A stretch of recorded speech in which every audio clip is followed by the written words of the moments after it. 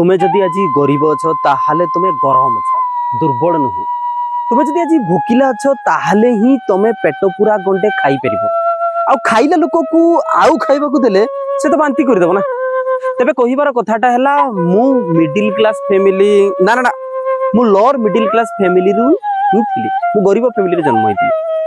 आ मु तम मानको मध्ये जणे दवा को चाहे जे जते जण मोर ई वीडियो टी एबे देखुछ ता भितरु 60% लोक हला गरीब, not middle class. Let me explain how.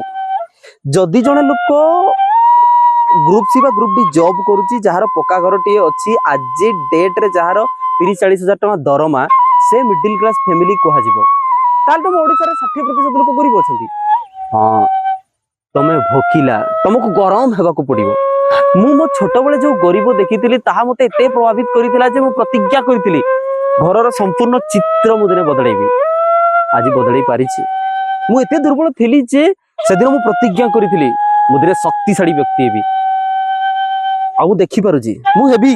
मु गुटिए कथा पुणी रिपीट करूछि, जदि तमे गरीब अछ ताहाले गरम हो। आ मने रख भूकिला लोक को ही खाई जैते आज्ञा, पेट पुरिला लोक तो बांती करि पकाए।